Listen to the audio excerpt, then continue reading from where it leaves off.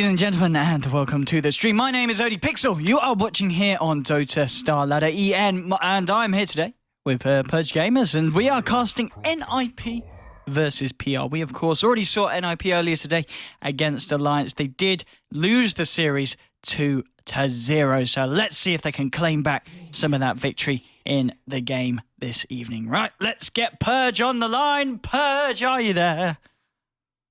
Yes, I'm here. Oh, beautiful. Purge, right. How are you doing, Purge? Are you good? Did you enjoy your little break? Yeah, it was actually really nice. Yeah? I enjoyed it quite a bit. That's good. Did some Redditing about a couple Dota threads, stuff like that. Standard. Basically wasted my time, but, you know. As is the life of a Reddit browser. Us Reddit browsers, eh? Anyway, game one. I guess, yes, game one of the second series. The picks and bans so far, NiP, they get rid of the Snap, they get rid of that Brood. Get rid of the V. Interestingly, banning out the Void as well. We'll talk about that in a bit. Treant Protector. First pick again by NiP. They love this hero, and well, we saw the power of it when Magicka picked it up against them. And now NiP, they want to kind of build on that, and they want to use it against PR. And the Treant, the Overgrowth, that it's a good skill, isn't it, Purge? It's good for stopping your opponents from moving, and that allows your carries to usually just right-click them down. And a lot of the carries right now that people are picking, they don't have very good disables themselves, with maybe the exception of Sniper. So that's just because the best right-clickers usually don't come with disables because it'd be too cheap. So if you combo those good right-clickers with a hero like Treant Protector that says, oh, your opponents can't move for 3 seconds, then you've got a good team fight. It's like a 3-second stun, whereas your carry can do the damage. So hero like Shadow Fiend, it's a good example. He doesn't have a good lockdown, so he's able to do a double raise and right click somebody 3 times. That's a dead hero in most cases. So really good combo there with Shadow Fiend. It's one of the nice things about it. Plus, the whole keep people alive. You can drop the wards down. You can gank. There's a lot of good things Treant can do. So that's a good way to start off the draft. And talking about a good way to start off the draft, PR, they go in with those heroes that are tried and tested. They are very, very strong indeed. The Lion and the Venge combo, two of arguably the two of the strongest supports at the moment in the patch that a lot of teams are liking to run. And Troll, of course, that feisty bugger himself. And well, Lion and Venge, they're pretty good roaming supports, aren't they, Purge? Yeah, they're great. Venge is very good roaming. We saw it in the last set earlier today, coming from Alliance. It was really well done. And Lion is pretty good as well. His movement speed's a bit low, so getting Tranquil Boots is pretty important. And you can always initiate with Hex, or if they're a little bit too far away, sometimes another Spike works. But very good roaming supports, very good all-around supports. They can play passive and farm, especially the Blink Dagger online, and then he's a good ganker, good team fighter. There's a lot of options, basically, and that's the best thing about Power Rangers draft right now. Yes, indeed. And NiP, of course, with the Shadow Fiend and Treant, as you said, it's a good team fight potential, but also good potential in the laning situation as well, in the sense that Shadow Fiend is going to have that backing hand from the living armor being thrown over him, which he is definitely going to need, because Lion and Venge, they'll be heading his way. Storm Spirit is picked up to go against that Shadow Fiend in the mid lane. And Storm Spirit, one of those heroes that up until level 6, Shadow Fiend with the raises, Storm Spirit maybe has to be a little bit careful. But at the same time, it's a pretty good lane for the Storm, isn't it? It's fine, yeah. He doesn't have too much trouble. He'll be able to beat Shadow Fiend the first 2 levels or so when Shadow Fiend doesn't have raises and can't really harass there. And Storm can actually harass the Shadow Fiend back. He has a higher base damage as well, and he can last hit with Remnants. So he has a really good chance of not letting the Shadow Fiend get any of his creeps, and he should have a decent chance of denying Shadow Fiend from getting his own creeps. So as long as there aren't any ganks, the lane should be slightly in Storm's favor right away, and then as it gets to about level 4, Shadow Fiend's going to be fine, and he'll be able to catch up a bit, not to mention jungling, stacking, all that good stuff. So there could be some ganks on Storm. That might be what NiP wants to do, but the only downside is they already picked a Treant, so ganking might not be a possibility, whereas PR has Lion and Venge, so it's looking like not the best lane for Shadow Fiend right now due to the heroes that are drafted. Okay, we see the Witch Doctor picked up. Again, another hero that synergizes very nicely with the Overgrowth. There are a fair few spells that are going to stop him from getting off that Death Ward, so he's going to have to be very careful with his positioning. But yeah, if he manages to kind of team up with the Bristleback, getting that armor reduction with the goo onto people, the physical damage is going to rip through some of these squishier heroes when he gets that online. And the final bans, we're going to see a Doom banned out. Doom, I've got to be honest, a hero that I haven't seen in quite a while. Maybe they're just scared of it being picked up against the Storm, do you reckon? Yeah, that's my guess. They have pretty crappy lockdowns against Storm right now. It's basically Witch Doctor stun, That's it. So if they could doom him, then Bristleback works, then Treant works, and even Shadow Fiend is something that's dangerous. So I think they were just like, what is the only thing that's going to stop Storm right now by himself? And it's maybe just Doom is one of the cores, and it's going to probably be a safe lane farmer, I guess. Or Bristleback could be safe lane. They have an off lane hero maybe. Doom is definitely one of the heroes that would be an issue. So I mean, I'm sure there's still somebody else that has a stun that would be a little scary, but Doom definitely would have really put a kink in their picks. And especially if they also wanted to pick Timbersaw, that's another hero that Doom's good against. Indeed, Timbersaw, the ultimate counter to the Treant infestation problem. So even if Treant does get this Axe, it's not going to be fun trying to get the map warded up against a Timbersaw. Because at the point of the game where the Treant will have the Axe, Timbersaw will be very farmed as well, almost certainly. So we'll be happily chakraming away every single tree line around any kind of fight or team fight that kicks off. And Puck is going to be the final pick. And that does look to be what I imagine a Puck off lane. But the Puck off lane, it's going to be a hard lane for the Puck, isn't it? With the Lion and the Venge kind of going down. Yeah. It's not a very good lane for him. We might... Is that the off lane player? Yeah, Jonathan Fan. Yeah. Okay. Yeah, Aaron Mid. Well, I guess he is going to be going off lane. He'll definitely have a tough time against those two supports, especially because Lion has an instant disable with Hex. Just two supports can easily zone that hero. He's not the best off lane hero. He's going to be a little wily. I mean, if he only has to deal with one support, it's not bad because you can phase shift and stuff like that. But going to be a tough Puck game. And the worst part is that he's the hero that they need to be able to counter the Storm a bit with silences and stuff. So his Blink Dagger is very likely going to be late. So I think that'll be tough. I like the Timbersaw pick this game as well. Very good at killing the Treant trees, like you guys, or like you mentioned. But most importantly, he's very good against Bristleback because his first skill removes 17% strength. It's 15% of your best stat or your primary stat, and Bristleback's is strength. So any strength hero gets countered naturally by Timbersaw because it lowers your HP, and since Timbersaw is a burst hero, you just need a bit of help. So Timbersaw can eat right through a Bristleback very easily. So Bristle's going to have a bit of a scary game. He's got to be very careful versus the Timbersaw. Indeed. And while looking at the lineups and what we've got, it looks like NiP, they are going to run, as you said and suggested, this Bristleback. Oh, maybe this. Actually, no. Tell you what it is. And I think this is kind of going to work out for them. It is going to be a solo safe lane Puck. And then they're going to run this aggressive tri lane of the Bristleback, Treant, and Witch Doctor. What do you reckon about that one? It's an okay tri lane. It's very defensive, obviously. You know, tree armor, Witch Doctor heal, all that stuff. It's punishable. They could aggro try if they want to, because PR definitely has the better aggressive tri lane with Lion, Venge, and Troll. That's so good. That's such a strong tri lane. Especially when Troll hits level 2, then you have, not only do you have a blind that does a low damage, but he's also got the range slow. And plus he's a naturally range hero or melee if he wants to be. It's just a really strong tri lane out of PR. I think PR's picks are very safe and sound, and NiP has a weird roster. I have trouble seeing the value in some lineups like that sometimes. I look at stuns and I'm gonna be like, you're gonna be fine. You know, like it's easy to look at a hero like Venge and Lion and be like, you're safe. Yeah. You're super safe, and you have a Storm, and you have a Troll. It's just a really conventional draft that covers a lot of things. But if NiP can exploit the strengths and that their draft has, then it can oftentimes do really cool things. But I find it's harder to execute essentially, and that means that there's a chance that they could lose the game just due to a couple errors. Yeah, I really feel a lot of this game is going to be down to how well the Shadow Fiend does in the mid lane for NiP. And Error, of course, known for very, very strong Shadow Fiend play. So I certainly won't take it away from him before he kicks off. He could do something disastrous for the side of PR in the mid lane, and we could see him absolutely destroying PR's team. But yeah, as you said, this NiP pick is similar to what we saw earlier. That they don't really have lockdown, do they? What, they got paralyzing cask and then the ult from the Treant and the Puck.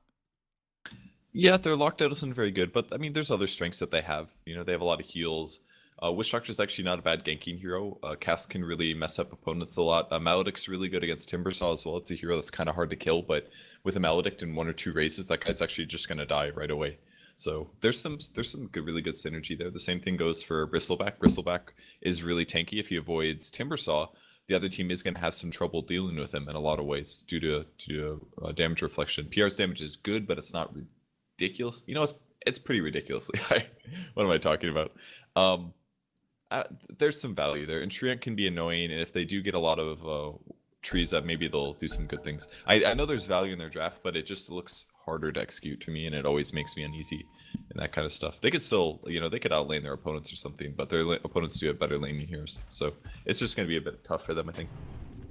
They can also delay the game as well. That's another option. Yes, they'll certainly be able to turtle and a half. And PR, with these two supports, is it looking like an aggressive trialing? It does look like it will be, Wow. which is interesting. I mean, Well do you placed think NiP with their lanes, were they trying to avoid the Puck having the awful lane, or do you think they're anticipating that PR were going to go aggressive? I think, remember we talked about how Puck was not very good against PR supports? I think they're planning to do the aggressive trialing with the safe Puck, because again, they need Puck to be able to shut down the Storm. So I think NiP was planning this, especially, I mean, he got a safe lane build too. He went no tiles and he went straight into it. Look at this, Timbersaw. He does, wow. Oh, he's in trouble now. His Timber Chain got blocked. He's pretty dead. Oh, dear. That was smart. I feel bad for the guy because he did a really smart play there. I've never seen somebody place a ward from this location, but he placed it from here and he just waited. He must not have been watching or something because they just snuck up on him. Maybe he thought he was hidden there. I don't know. He should have backed though. That was his mistake. But it was smart to place the ward like that.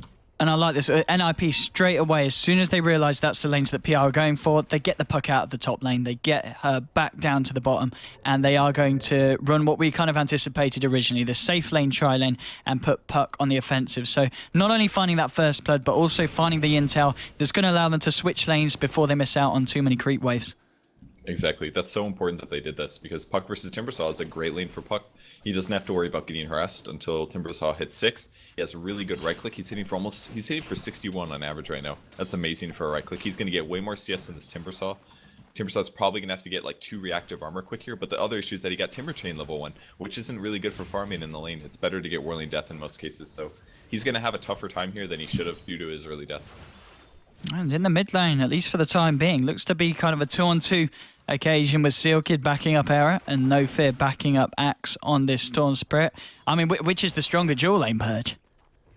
Level 1, they're pretty equal, honestly. They're not too bad. Witch Doctor is a bit of a more defensive support due to the cast being able to bounce, and Storm doesn't have the best range disable. He's got a little bit of slow, but it's not amazing. So as soon as SF gets a couple, I mean, he's got 8 souls already. He's fine. Like, Witch Doctor doesn't need to be here anymore, and that's the only reason he came over is he wanted to help the Shadow Fiend get his first couple last hits in, and now he's just as good as Storm as last hitting, and then he's gonna have raises soon. So Witch Doctor, mission accomplished. Go back to the top lane and now try to get some tri-lane kills. Okay, and they've opted to put the Venge down here for the time being, at least with the Timbersaw.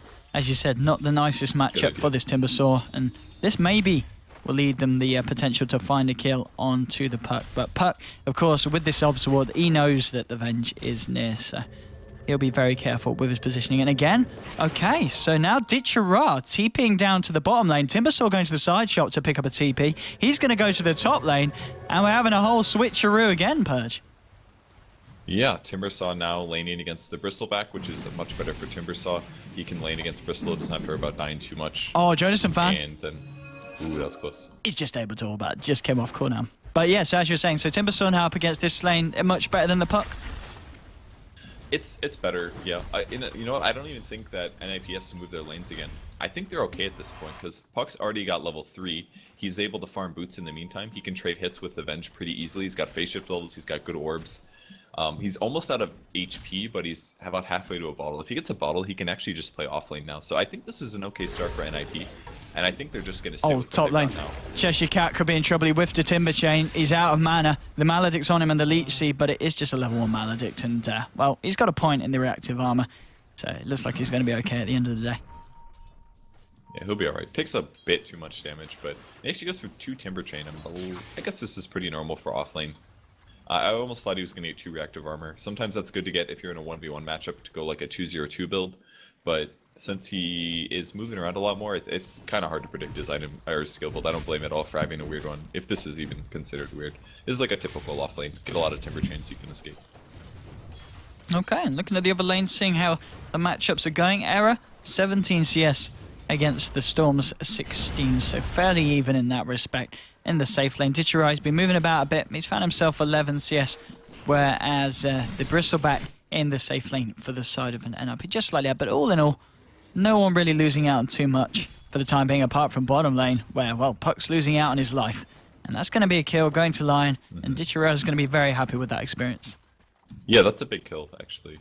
Puck's out of the lane for a bit. This gives the supports a bit of time to de-ward, or I'm sorry, control rune and maybe gank if they want to. That'll find Venge a bounty rune, or that's going to be a bounty rune for Storm, actually. So if Puck wasn't there, they might not have gotten this bounty rune, and then Storm Spirit would have had to bottle Crow. Instead, he's going to be able to get a bottle rune here. So it's actually a pretty big kill that Puck was out of there. It would have either forced Venge to take the bounty rune, or Puck would have stolen it himself. So that's pretty good. Pretty good for the Radiant team. Two good things happened there because of that kill. Puck very down at the moment, but they're not going to try and make a gank on him. I think PR will be aware that there is that ward there, so it's going to be quite hard to catch out in this situation. Timbersaw, how's he doing in terms of levels? He's found level 3 onto level 4, so even though the pools are being made, certainly finding a fair bit from this lane, and well, Limp fairly low. Has only got the Timber Chain, as you were saying. No points to the Welling Death, so can't really look to nuke down the Bristleback. He's got to be careful. This could be a kill. Oh, maybe he can. He goes in. Oh, the spin's a little bit late. Why didn't he use it there? There's a kill. That was actually a kill. I think he got juked. Now that his use.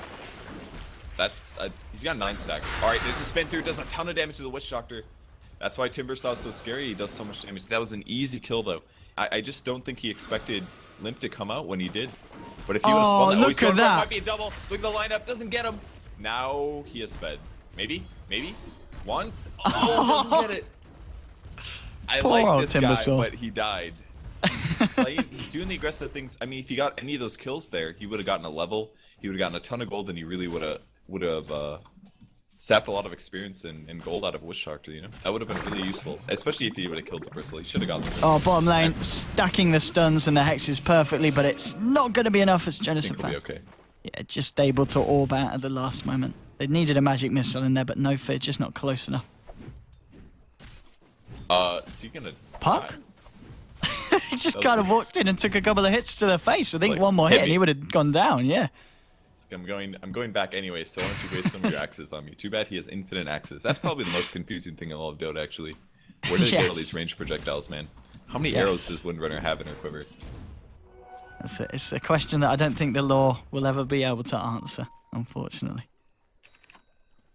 But then again, if you want to talk real world, there's a lot of things that could be questioned in the world of Dota. That How come every well, like every hero in the game can throw magic? Little things. That is something that Era could be wondering in a minute. Because, yeah, J4's closing in. He's going to turn him into a frog. Axe with the electric vortex. But there we go. Oh, he's low. Living armor. Get him. It's not enough, though. Hands, Ken. Is he going to be able to do anything in return? Sealkid did come in. But they continue to fight. They're low on mana, though, PR. But that's a nice kill there, shutting down Era 6 minutes in. Yeah, it took a little bit of doing, but they got it. I was like, why is the Lion mana drain? He was actually a bit low to do Earth Spike right after. But they still ended up getting the kill. Good response from NiP, but it was a bit too much damage. And I just felt like Storm had a lot of mana in that fight, and that's as a result of having a magic wand already completed and a robe of the Magi. It's a bit of int burst that gave him enough mana to ball multiple times there. Otherwise, he would have died as well. So I think that was an interesting itemization that actually really paid off here. Arrow returning to the lane. Yeah, Trim got a lot of regen out of that. That's going to help him going back. Cheeky bottle indeed. 2 for 2. How's Ditchera doing? He's got his face boots, 576 gold. Bristleback still having arguably the better time in terms of the farm. Going straight for that Vanguard with the Ring of Health on him. And Timbersaw still fighting a little bit out the lane, but yeah, 15 CS for your offlaner coming up to 8 minutes in isn't too bad at all. He has died twice though, and that did set him back a little bit. Who died twice? Timbersaw. Okay. Oh, you said 15, not 50. I was really confused. 50? Like, oh, Jesus. Yeah. Who's got 50 CS and died twice? Maybe dead then again. I think it could be. The Timber Chain, he's trying to turn it around. The burst damage isn't quite there. He's just too far behind now. Like, that's heroes like Timbersaw, you have to get the kills on your first dives, otherwise you get behind. And when he's this far behind, he doesn't nearly have enough HP anymore, and they've got way more damage than he has, so... He just really needed a snake kill on that Bristleback early on. It was a good read, but he just choked a bit. Went on SF mid again. Storm zipping it. Hasn't quite got enough. And again, living armor. The bane of a Storm Spirit. Anytime he goes on someone, the living armor is always going to be there. And Seeing as it's all little kind of instances of burst damage, there'll be a lot of instances of the armor to block a fair bit of those punches. 2 for 3. So they both have treads now. SF actually farming quite a bit more. I think he's still worried about supports here. Top lane, Bristleback tried to go for a bit of an ambitious dive, yeah. And Cheshire Cat, this time not alone, had the backup of Lion and Venge. And that was a kill that they certainly needed. Bristleback, he'd had 2 kills under his belt, hadn't died yet. 9 minutes in. Yeah, that's such a big kill. They leverage the aggressiveness that they found. Might be a gank bot lane. There's a smoke here. He's actually diving puck. We're going to see the same thing happen again. Maybe a stun, but he's so fast. They need a lucky bounce. Oh, they get it! This might be able to be a kill. The slow goes through. It's going to TP. Need the right click. I think they got him. They do. What a bounce. Man, I'd be angry about that one. Holy crap. There's like 4 units around. That was a 25% chance or so of that bounce connecting, and it got him the kill. It wouldn't have happened otherwise. Yeah, that was very fortunate control of the paralyzing cast there. And again, a big kill in return going to NiP. Troll been farming fairly well. 49 CS coming up to the 10-minute mark, and no one had taken him off the map yet. So they'll be happy with that. And Puck, in terms of his farm, how's he going? So he's got the ball over the boots. It's 500 gold into the Blink Dagger era. Era's being really aggressive right now. He's like being super aggressive. He does have armor, I guess. He might get a kill. Gets him. Wow. Wow. Era's just playing fantastic. He saw the rune. Yeah. And he's like, oh, SF is, or Storm is coming too. I don't care. I'm going to 2v1 this. And he just completely outplayed them with 1 hero. That was really well done by him. Yeah. Who needs a rune when you get a Venge kill? That's going to be very welcome by Era, who's now sitting on 1,700 gold. And I think Era last time, I think he does like to go for that Yules build, which we are seeing is pretty much the norm now on Shadow Fiends. And especially when you've had this good of a start and you're able to get it online very, very quickly, it's going to be great for the ganks, isn't it? Good against the Storm as well. If Storm gets Orchid, you can remove the silence on yourself, or if he doesn't have an Orchid yet, you can go for a kill on him. Especially because they have weak disables on Storm. If they just use them, it could set up a Puck silence, could set up a Witch Doctor stun, maybe. Things like that are all options. Maybe he could just do a Yule's Raise or something like that. It's something that'll really give him a big advantage over Storm here. But saying so, he's actually going to go for the mech. So another item that we do see Shadow Fiends go for if they get a good start. And that's going to be well on its way fairly shortly. So, I mean, talk me through the Shadow Fiend mech. When do you go for the mech over an item like the yours? Do you feel like that bottom lane, in fact? Puck down. Puck is dead. And maybe Tree Man as well. He's not got any points in the Nature's Guys. A very different build to what we were seeing coming up from the side of Alliance in the previous series. No fear, they're actually trying to turn on them, and he might find the Venge. No, Venge gets out. In comes your Storm Spirit. Big Earth Spike. Oh, man. That's 2 kills, and that's going to be 3. It might even be 4. Era's come in, though, with a double damage. Can he clean up? He wants to get the punches in. He can't find the raises. Cheshire Cat needs to be careful in the tree line here, juking it out. And, yeah, he's got a Timber Chain. Does he want to go in? Does he want to go in? Well, Storm Spirit's got himself a rune. He's going to be able to bottle himself up a bit of mana. Can they really turn on Era? Still with this double damage.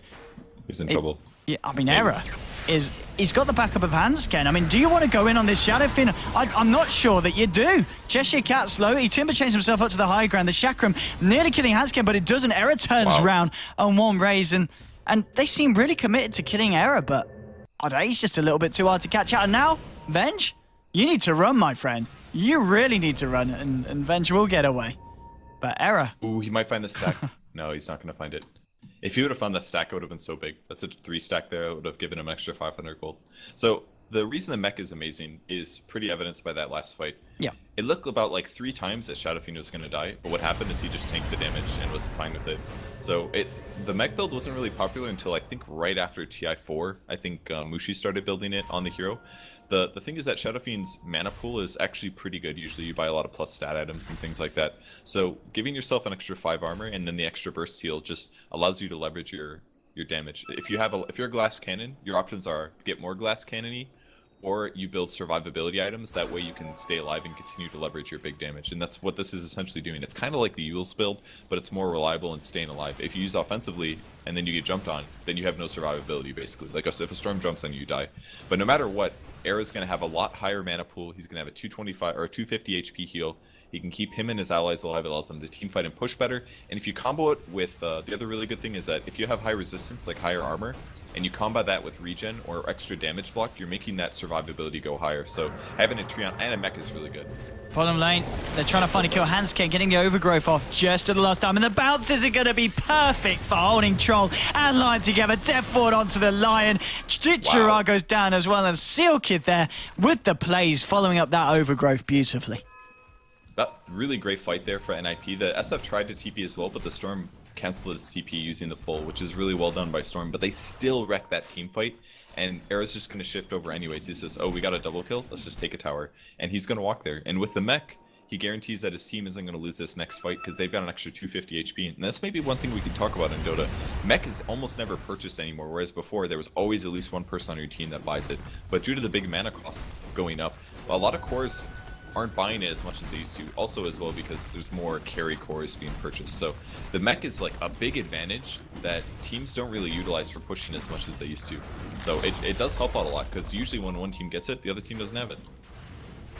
Indeed, yeah. And it doesn't look like anyone on the side of PR will be opting for it this game. TP's into the mid lane. Fortification and Living Armor are going to protect that tier 1. So even though PR lose a tower in the bottom lane, they're not able to get one in the middle lane. So mission accomplished there for NiP. If they would have gotten that, it would have just cleaned everything really even on the slate. So that double kill into a push bottom, having the tree on their team, this is the advantage that they're getting out of it, is that they can push towers and they can prevent their towers from dying. Maybe not on the top lane. Oh, actually, same thing. Go back top. Don't let them take any. There's a shack or the dream coil. Ugh. Not a shackle.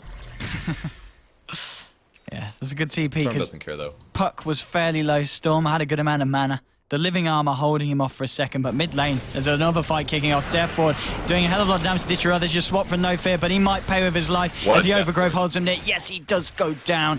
Cheshire Cat, Ditchera. Look at this Bristleback just destroying the remainder of the side of PR. And it's 3 heroes down on PR, and NiP, after these last few fights, really finding their footing this game. Yeah, it's one of the benefits of Bristleback versus Avenge Lion. Both of those two heroes have fairly low armor. Avenge not as much as Lion, but he can just run at him. And he's like, alright, you can stun me. I don't care. I've got, tons of HP. I've got a cloak, tons of magic resistance. They basically can't touch this guy right now, and he's just going to run straight at them. And they can't. They don't want to use their spells on him because it's a waste, and it just keeps the rest of his team really tanky.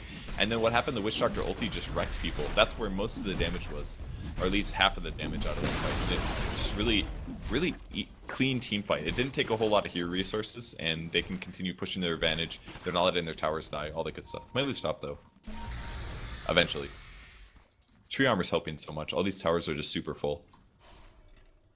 Indeed, especially seeing as PR, they just haven't been able to push down the tower in one instance. And well, nice Puck kill. Puck in the mid lane, finding the Timber Saw, and with the Blink Dagger and 800 or so gold on top. Puck having a pretty nice game at this moment in time. J4 looks for the initiation, but the Blink's there. Jonas and fans well out of there and well on his way. And it's certainly looking good for NiP. If we look at the graphs, XP graph, it's fallen right down to over 5k advantage for them. And gold-wise, we're coming up to the 7.5k mark as well. And on this bottom lane, he is in a lot of trouble. He's not got a TP for 10 seconds. He's going to run into the tree line. But yeah, Ditchera he tries to fight up. Maybe he can find a kill on the way down, but Death Ward popped down to ensure that he doesn't find the tree, because he might have well just found a kill in return. That was really close, actually. It was good juking by him. It at least reset the goo counter, but still an easy kill on him. There's just been really good movements from the NiP supports. Despite them playing heroes that aren't the best at ganking, they're really making it work really well. I mean, it's 5-1-4 in Witch Doctor. This guy's been playing like amazing this game. Really allowing space for his cores. Puck's got the Blink Dagger, so now NiP's pretty much in a perfect position. The one hero they needed to gank the harder to kill heroes like Timbersaw and Storm is doing a great job. And Era's been wrecking as well. He's at 2-1-1 with 117 CS. Even Bristleback's farmed a lot, 105, and participated in so many kills. So they're like really executing their draft well. And well, J4 trying to hold back the Puck there, and talking about how well Era is doing. Era has got the Yawls on its way as well now, on top of the mech. So 18 minutes in, Tread's complete as well. This is a very, very, very healthy Shadow Fiend, and we can see that in the net worth. He's on 8.5k, And the highest on the side of PR is the Storm at just over 7k. So a very, very definite lead for the heroes on the side of NiP. And Hanskin just scouting them out with the Nature's guys. Has only got Jonas and Fan in the mid lane. They'll probably need a rotation from someone else if they want to make something happen. Seal Kid is on his way and does have that death ward back off cooldown. Well, levels he's still pre-11, I assume. Yes, yeah, he's only level 9 at the moment, yeah. But he's got Treads, and he's got 4 levels of Maledict, so regardless of his ulti being up or not, and even delaying his Ags a bit, he still has huge damage potential, and on many of the PR heroes, he can kill any of those 3 cores, even the Storm, preferably, if they can do a mini stun on him or something. Like, any silence is going to result in a kill with Witch Doctor in the area, so Witch Doctor's threat potential is so high right now, and he's not even easy to kill. He's got a 1k HP, so he's in a really safe spot. Yep. The main issue that's messing up PR though is just that Timbersaw's so behind. His first deaths and his subsequent deaths are just really severe. Like, just imagine how different the game could have been if he secured a kill on the Bristleback that one time. He could have started snowballing, maybe pressured more supports, gotten more kills, but because he maybe choked, he's now really far behind. He's only got 900 HP. Many of the NiP heroes can solo him if he's not careful. It's going to be really tough to come back at this point. You really need to do a good job staying ahead of your opponents with Timbersaw in most cases. Oh, top lane. Got the PR, a couple of them trying to push. They could spike onto Limp, but there's going to be TPs coming back from the puck and from the tree. I think he'll get him. Oh, he's nighttime though. This is bad. Oh, yeah, they're turning it around. PR perhaps. Vortex onto Puck, but the living armor doing a lot. There's your overgrowth. I think this is a very, very dead Storm Spirit. Yeah. Popping the death ward down. Limp just diving the rest of the team. There's going to be a Dream Coil onto the Vengeful Spirit. In waltzes Eric, and they've got the Yules to cancel the TP. Raises come through. No Fear swaps himself out. It is indeed, but he will go down. And they might even lose this tier 1 here as well. That was, man, they're just playing their draft so well. The living armor is basically completely preventing Storm from getting all of these snowball kills. He would have had at least 3 more kills by now, maybe the line as well, getting a kill on the puck. The tree armor is making such a big difference. Like, the PR ganks they haven't really been like huge ganks. It's more like one hero is going for a pickoff and have stayed alive. So maybe their fault is that they haven't been focusing like 2 or 3 hero resources on every gank. Because if you do that, then tree armor doesn't matter. You've got so much damage. But the PR, whenever they're going for these kills, they're not quite enough damage, and it's enough that tree saves them. And when that keeps happening over and over and over again, it compounds, and it's so hard to win the game at that point. Yep, Timber's still trying to get a push on in return. He's trying to TP out, and there isn't the burst damage there, and I think Hanskin just had the overgrowth coming off cooldown. Yeah, he went to cast it, but did cancel it in time, because it was just going to be a little bit too late. Yeah. And, well, PR Lion's got his Blink Dagger, and Lion...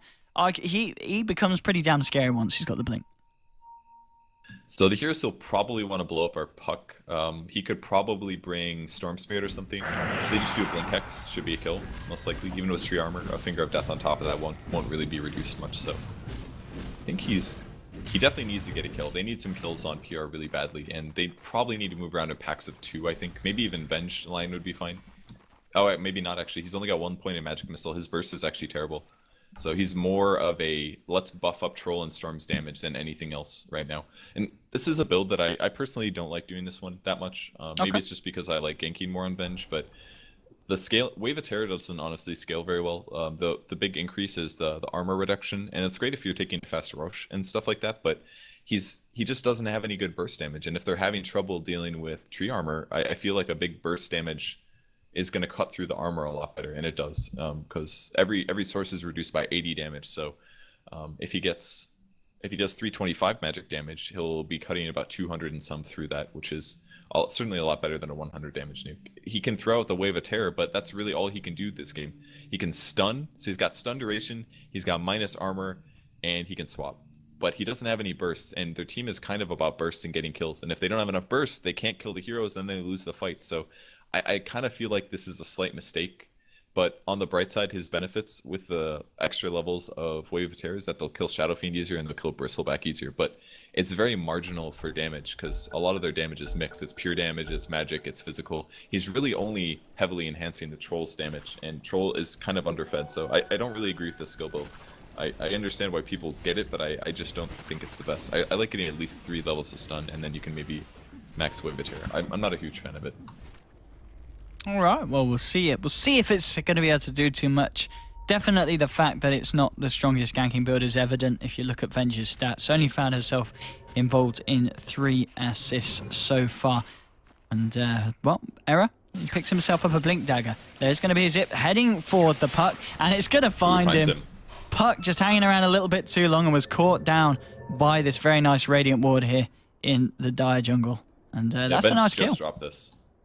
That's a huge kill, actually. That's the kill Storm's been looking for the whole game. Treant Armor wasn't going to save that. I don't even know if he was off cooldown, but he was farming on the top lanes. Almost got his Ags. A 008 Treant Protector. Pretty good. And he closing in on the Aghanim Scepter. And we'll see how effective that is. See how much Timbersaw can do to deal with that global map vision. And Timbersaw himself, by the looks of it, working towards... Is it the Aghanims or is he going for the Bloodstone first? Oh, in fact, never mind. We'll worry about that later. Top lane. Oh, Error! He goes for the Requiem onto there, but a very nice swap cancelling the ult. And yeah, there goes the Aegis. Are they ready for round 2? Treant is there with an Overgrowth available. And I think PR realised. They realised they can't take him down a second time, but fairly nice there to pop the old Aegis and ensure that he doesn't get that kill onto Storm that he was looking for with the ult. Looks like there was about 2 minutes left on the Aegis, so it wasn't terrible for him to lose it there. Storm, actually, they're going on SF again, but he's going to be fine. Troll going in, wants to get the puck. He will actually get him, really big kill there, but a Maledict and a Death Ward should be a dead Troll no matter what. Can he get? Nope, he doesn't get the Witch Doctor as well. And that poor little wolf is going to die as well. So, pretty good trade there, I think. I think Troll Warlord is just consistently being killed, so it's going to really hurt his total farming rate. He's getting a lot of CS, but if you keep dying, it hurts your farm. And look what he's got. He's only got a Yasha and a Helma Dominator at 24 minutes with his face. He doesn't even have an Aquila. He's definitely very poverty right now. His damage is still good, but it's kind of a tough game for him. Oh, J4 needs to be careful here because Error. He blinks away, actually, Error. He doesn't decide to turn on that one. But yeah, as you said, Troll getting far behind, and it's evident in the net worth as well. 2K, 2.5K behind Error's Shadow Fiend at this point. And Error now with the Blink Dagger with yours. What does he pick up next? Does he need a BKB this game? Yeah, he's gonna have to get a BKB because the line just has too many disables. Storm is a similar situation. They're gonna go on him top though. The level of the Wave of Terror levels might really pay off here because they do have Troll ulti. That's something I forgot to mention before. Everybody turns into a carry when you have Troll ulti. Dead Witch Doctor. Usually, I'm surprised they're not going on this. There they go. There's the Orc. A couple hits. Doesn't even need to pull this. And then they can save the pull for the SF. Here comes pull. This could be a dead SF as well. Will he get the Eels? He does get the Eels off. Just need a Remnant and he will go down. No, he gets the mech off just in time. He's going to stay alive. Oh, the armor. He's alive. Swap goes through. Can he get him? 1 raise, 2 raise. He's down. Wow. Error.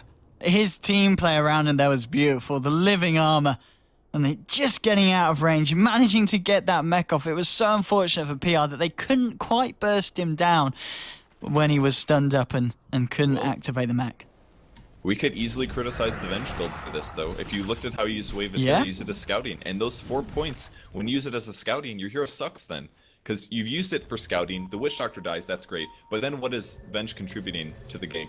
Then he's only got 1 point in stun and 2 points in Wave or in Commander or whatever the heck it's called. So at that point, he basically isn't a strong hero. If he had 3 levels in stun or something, he definitely would have killed SF there. The Wave of Terror levels were wasted by scouting, so that's like a good example. If your Wave of Terror ends up being weak or bad, then all of a sudden you have all these skill points that don't do anything, and then your hero just sucks. All you can do is swap and like barely right click. So that's one of the reasons I don't like that max Wave of Terror build. And it definitely didn't work there. It resulted in a lot of big kills that could have happened, that could have got PR back in this game. Yeah, they were definitely hunting for something and holding on. But the fact that Error remains just on that 1 death that he had earlier in this game. 2.9k gold, closing in on that inevitable BKB mid lane. Storm is going to find a kill onto Hansken. And there's not going to be any living armor when you yourself are being taken down. Jonason. Maybe he dies? Yeah, I mean, he's going for the puck, and there's backup of Silkin. Silkin's got a death ward, but zipping out. He's going to avoid the stun from the Dream Coil. And even though he's got a mana, he gets out. There is not going to be a TP out available because the Yules came through from the puck. I the get swap. the swap. Run. It's a tough bench game. TPs are going to be lifting Troll. Troll's in trouble. Oh, great stun from the line. This could turn things. And he gets the ulti out before the mech comes out. But that will be a dead Troll again. Yeah, these are some 6 and 4, man. very nice cancels of Era's Rec Room assaults. He's just not being able to get a break in terms of getting his ultimate off today. But the fact that again we're seeing the Witch Doctor pretty much he just throws down the Death Ward anytime the Troll's around, because even though he's stunned up for a little bit, there's every eventuality with a Troll that he's going to turn and start bashing away at you, and with the lifesteal he can turn around his engagements. Bottom lane, Cheshire Cat caught out by the Overgrowth. He's going to Timber Chain himself deeper in. Jonas and Fan with the silence, but do they have the control for this Timber Saw? I don't quite know if they do. He's trying to juke it out. Timber Chain, beautifully done over to the Ancients. Will NiP chase this? Probably not. There's your Timber Chain down to that glorious tree. Added a few patches ago, and Cheshire Cat's out of there. And he gets a regen. He did that really well, though. Good escape from him. It was a nice play for both of the teams. Just he's got his Bloodstone finally, so his HP is really high, and he's got plenty of living armor at levels. And those two heroes really, they have Puck, for example, really good burst damage, but not a ton of damage. It's like a medium to high level hero, so his ability to kill a Timbersaw is very low, at least by himself. And Treon really doesn't do much past right clicks and disables. Puck trying to chase him down there, trying to control the Timbersaw, but Timbersaw a little bit too much out of control. Limp with the SMY, with the Blade Mail and the Vanguard, 2.2k gold, top of the net worth at this moment in time. Vanguard, yeah, 6 kills and 10 assists, only died twice. Top lane PR, they're going to go for another shot at this tier 1, and I think this time they get it. There's no fortification. That tower will go down. Troll getting the last final tap on that one. And 11 to 20, and NiP with a fair lead in the kills department, and 7.5k XP, and around 7.5k in terms of gold. So NiP with the lead, and PR, I mean, with the heroes like the Timbersaw, like the Storm Spirit, that haven't really had the most amazing of starts. Do you think they can definitely come back into this one? They definitely can. They have the hero support. I mean, Storm's one of the best turtle heroes right now due to buybacks and his ability to just do tons of damage. I mean, he doesn't have cooldowns, basically, so it's really easy for him to get kills. Especially if you're buying back and they're all grouped up by your barracks and stuff like that. So they could definitely still win this, but NiP is playing really well. They have a lot of big items up on their core heroes, and even if they didn't, they've got Treon almost finishing eggs, so they've got all of these win possibilities with their cores, and then their supports are also extremely farmed and can delay the game themselves and really impact heavily. Whereas the Radiant supports, Lion has obviously got a Blink Dagger, which is really good, but there isn't really going to be a point in time where Venge ever does something stupidly strong other than swap somebody. So I think both of the supports from NiP are going to contribute way better than the two supports of the Radiant team.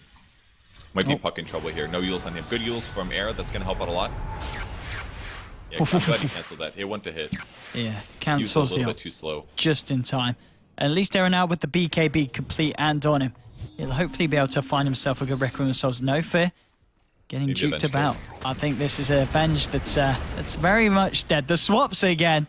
Just trying to prolong the inevitable, but he always dies at the end of the day. He's having a bad game now. He's having a really rough time. Keeps getting caught. He's trying to... Was he trying to ward there? I'm not really sure, but buys up Bracer recipes, Dust of Appearance, and... Oh, bottom lane, Troll. Gets a kill. Yeah, pops the that's BKB. A big kill. That's which... Puck wants the kill. Actually gets cleaned up. Maledict? No Maledict. That's a big swing. 2 big kills. Witch Doctor's really farmed as well, so... We look at the fight recap, a huge gold swing. There's like 2k. Era there with the Requiem. They're going to be able to find the line. Can they find the Storm as well? He's still got a fair bit of mana, bottling up like crazy. He has another bottle charge. He's going to find himself a double damage. He will escape. Blink in from Era. Really wants to do this. Has he got the Yules available again? How long? 6 seconds. Isn't going to quite be able to control him. Too much. Yeah, he's got no more battle charges. He's got no more battle charges. Slow, yeah, I think they might find this. Yours is available. The swap though, the zip, the magic missile. Is it going to save him? Is Storm going to get away? No, he denies himself. He gives up all hope, but they do find the Vengeful, and Venge dies again. I think that was worth attempting the save for Venge. Probably. You know, he maybe should have said suicide and get it over with. I'm surprised they got the chase, but Bristleback with the Sanjin Yasha was just stupidly fast compared to Storm. I mean, Storm's base movement speed is actually really low. So if he doesn't have mana, he's not very escapable. So if you can drain his mana or he wastes all of his mana getting out of a fight, then that's a kill and they got it. That was nicely done. I really didn't think up on that. Cheshire Cat, they've found him in the trees. Limp's there, so's Era. There come the raises. Suicide for days? Oh, suicide. No suicide. No suicide. 5 bloodstones so they never get kills. It's easy. Mid lane, Look at that ball. zip onto the Easiest tree. kill. He is very dead. And he really wants to farm too. I mean, that's the only time he's died is the Storm. And it's usually in the mid lane, not the safest place to farm. But, man, he just wants to finish that egg. It's really painful that it's been delayed this much. He's gonna have it. He's gonna have it fairly shortly, but not if he keeps dying like that. And they're gonna lose potentially this Tautitsu taking damage. TP back from Bristle. Bristle's a bit low on mana. Gets silenced up straight away. Ditcheron and the Storm trying to man up on this Bristle, but it's not quite enough damage. And now he's zipping around trying to find himself in front, but the Voodoo Restoration should be enough. Jonas and Fanny coming in from the back. There's Era with the BKB with the Yules. Has he got the timing? Yes, he has, but it's not enough. It's not enough, and Storm's out of there, has no mana. The Duke's real. Get him, though. I think he's dead. Stun. Oh, that's a dead hero. Nicely done. They cleaned him up. They checked his mana was pretty low, so they figured he was actually trapped. So it's really important that you do that, actually, because a lot of players, maybe much lower level players, would just assume, oh, Storm's gone. He fall out of my vision. He's definitely gone. But they went to check for him, and they ended up catching him. That was wisely done. And it's all because they checked items and checked mana pools and stuff like that. Indeed, it certainly seems that NiP are doing that this game. 26-14. They continue their very, very strong lead. And in terms of net worth, still with their 2 cores, more than 2k above both the cores, the Troll and the Storm of the side of Power Rangers. And Hansken, they did lose the Courier, but just 200 gold away from the Aghanims. And yeah, top lane, J4. Cheshire Cat, they want to find Jonas and Fan. They can find the Hex. Yes, they can. This is a very, very he missed the chain. Shock him. Still got him. And Storm. He turns up for the kill. Let's make sure he dies. A little bit late. So Timber's actually recovered pretty well here. He's almost got Aghanims. And once he gets Aghanims, his damage output is really high. Bristleback's going to have to be scared again. He again does have Blade Mill, so he can reflect that damage back to Timbersaw. But I don't think Timbersaw really cares. His mana pools, or his HP pool is really high as well. He's even got Boots of Travel, so I mean, the Timbersaw, despite having a rough early game, has been farming stupidly well. 184 CS right now. He's almost as high as Storm. Certainly has caught up a pretty impressive amount with those 6 deaths that he did pretty much have in quick succession in the early game. Era still getting bigger and bigger though. On top of the BKB now, 4k gold coming up. Aghanims is finally picked up for Hansken, so he'll be able to start trying to gain some superior map control. But we'll have to be very careful where he pots them, especially as you were saying with Timbersaw getting to the stage where Aghanims is, well, it's going to be on its way in pretty much tandem with the Ags of the Treant. Yeah, so NOP's items are all up, but I think PR's in a pretty good spot right now. They've had the gem, they keep using it once in a while, they keep dewarding with it, and then I think they're putting it back in base, which is a smart way to do it, I think, against the kind of ganking heroes that NiP has. Like, if Puck ever finds you solo and there's somebody else in the area, you could be killed. So I think it's good to just use the gem sparingly, make sure you control your jungle doesn't have wards, and then you can continue aggressively warding. And here comes the smoke. Should be at least 1 kill out of this. They are going to spot the Timbersaw, I assume. Yep, definitely now. Yep, there's your Waning Rift. There's going to be yours onto Timber. Second yours as well. They want to burst down Venge before they fight the Timbersaw. The Requiem themselves will catch it, but does they have any way to stop the TP? Yes, the Dream Coil just in time means that all of that was not to no avail. And, well, they find themselves a couple of very nice kills. Storm thinking about cleaning up in any way if you can. Pops the haste. They've got vision of him, though, so they're going to see him coming. And he goes down on Puck. Can he find this kill though? Because NiP, they've got Silken and Hansken coming in. He's still got a fair bit of mana though, the Storm. And that should be enough to get away. Even though the Death Orb was popped, I guess in that situation they didn't check the mana pool of the Storm because he was well and truly out of there. I think what they happened was they hoped that Puck had a silence, but it's a 16-second cooldown. He was about 2 seconds away from the silence cleanup. If he silenced the Storm would have died. It would have been really big. Because he would have taken enough damage from the... I mean, maybe it would have died. It would have been kind of close, but the Waning Rift would have done a lot. Haste would have probably kept him alive, but it's okay. Witch Doctor ulti is pretty low cooldown. They didn't lose that much. Top lane, Timbersaw. He's running back to base. There's the yours. No fear on the high ground. They can't quite burst this Timber. They give him a couple of punches with the razors. And they'll look to take down the tier 2 in the mid lane, and with this push coming in, they're more than surely going to be able to take this one. No trouble at all. And Troll with the butterfly. Really? I haven't seen a butterfly and Troll in forever. It's a pretty good build though, because we don't see Bristlebacks build MKBs very often. Shadow Fiends can build or MKBs, but it's not super common. But he can do it no problem. So it'll make him really survivable against a lot of NiP teams. But the best thing he counters is Witch Doctor works. A Witch Doctor can't do anything about that. He's just gonna have to live with that evasion for the rest of the game. And he's been dying a lot to Witch Doctor ulti. So, and he's the one hero that's gonna be up and close in the middle, other than Storm Spirit, most likely. So he definitely needed a way to deal with the Witch Doctor ulti, and this is definitely the best way to do it. Evasion's really gonna pay off here for him, I think. You might find a kill, because they found Era. Era pops the BKB straight away. Can he find Abash? There's the Yules to hold back the troll. He's going to zip in, but this is a pretty long duration of the BKB. I think this is that the... Says this, oh, okay, no, it's down to 7 seconds. So that's gone down a bit, but it's enough for Era to get away. And now NiP, they look towards Roshan. Do PR know, and are they going to head straight over there? They do have a ward. There's your smoke. Yeah, they're going to go for the fight here. Are they going to get there in time? With the nasal goo and Era, they're doing it fairly quickly, but I don't know if it's going to be quick enough. Ditchera leading the charge. The axe is going to be a little bit short. Here we go, BKB, and they're ready to fight. Storm zipping in onto Sealkid. There's your first kill. They bring down the Witch Doctor. Era goes down as well. This is huge for PR, but Limp, he's manning up with the BKB. He's doing a lot of damage. The Quill Sprays beginning to stack up. They've lost the Vengeful Spirit on the side of PR. Cheese, who picked up the cheese? I can't quite see who's actually got it. J4 is going to go down, and there, as you said, Troll has the cheese ready and available, and he is on a dominating streak now. Now they are going to be able to clear out the Bristleback, and what they got there just in time, and I think they clear out the Pucky as well. Orb is available, but he gets stunned straight away. It's a team-wide Purge, and they couldn't have got to the Roshan pit anytime sooner, because that was perfect timing. That was perfect. They played that fight so well.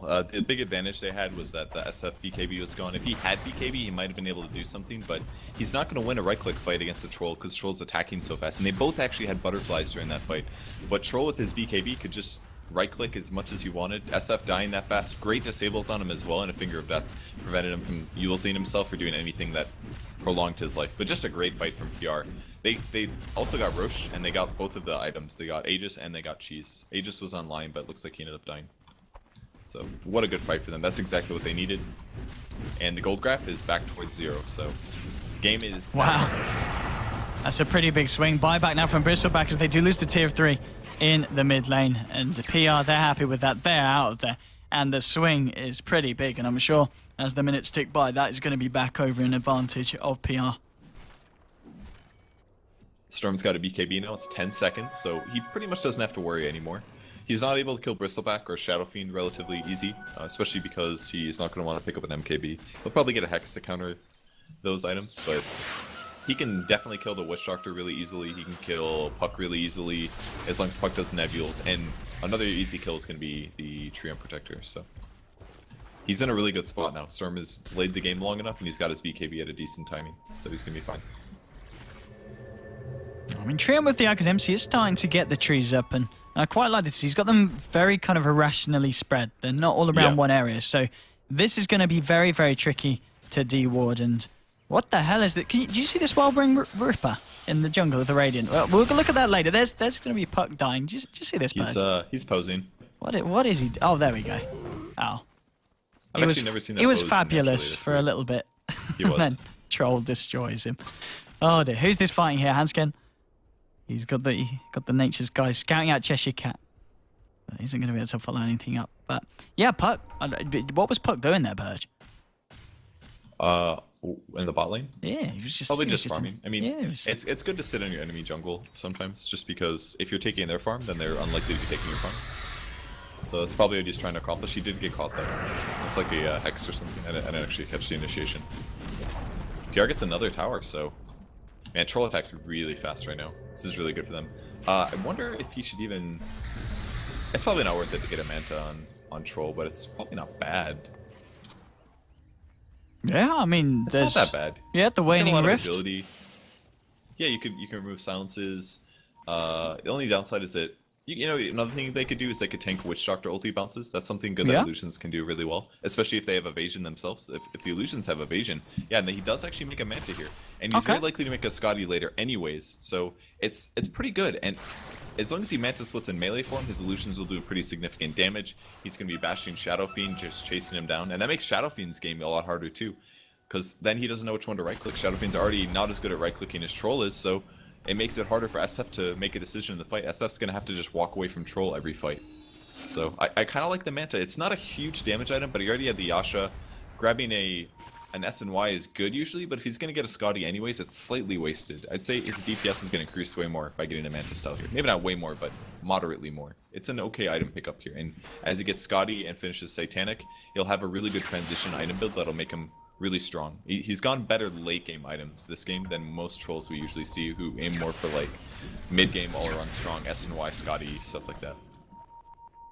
And he's certainly going to have the pushing potential. And if we look at the net worth now, PR, they have definitely caught up.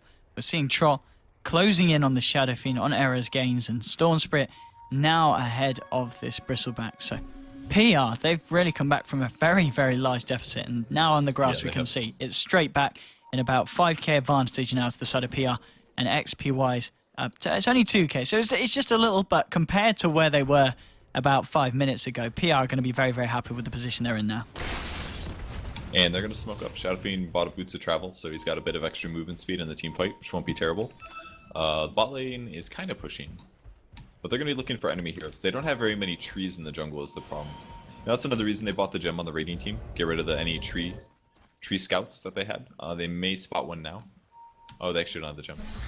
Probably send in base or something. Actually, Storm has it. Oh yeah, Storm, yeah, of course, going to be able to clear them out with his zips as well. So. And he's unlikely to die at this point in the game, so they're pretty set. They see the tree, goodbye.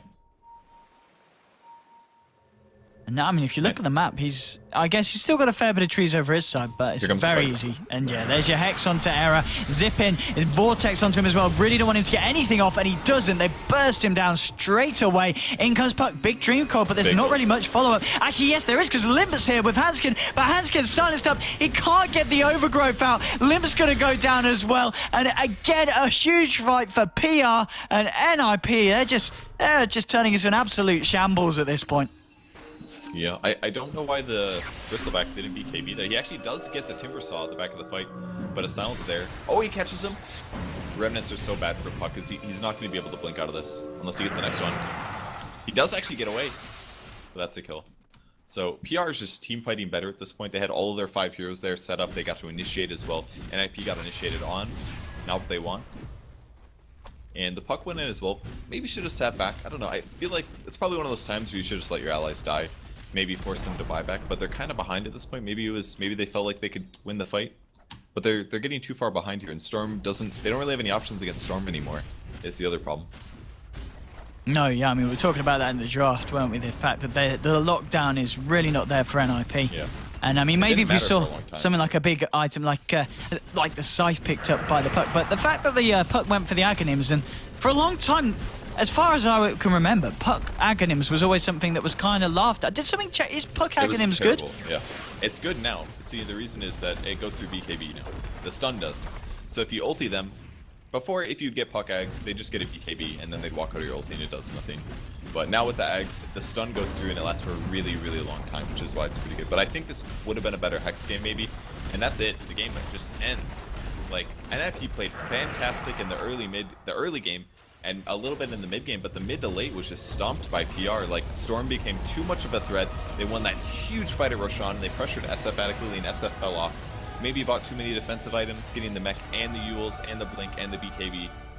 Doesn't give you enough damage to really deal with the Troll Warlord. Troll's itemization, I feel, was honestly perfect that game as well. Considering how behind he was, he just needed to stop the Witch Doctor ulti, and maybe the Bristleback right click, and all of his problems were solved. Like the only good damage was right click damage that game from NiP's lineup, and the Butterfly completely countered that, especially because their right click was mostly on heroes that don't buy MKB very fast. Yeah, and just PR's team with the Timbersaw and Storm, they're just so mobile. And at that point, even though they didn't have the great start, maybe you could argue there was a window where NiP could have gone a little bit more aggressive and tried to push the issue and try and shut down the game a little bit earlier. They might have had a better shot. But PR, as it got later, 45 minutes in, their strength was really apparent. And the team fights, yeah, NiP just couldn't seem to get away with a successful one. Well, game one, it does go to PR. And, well,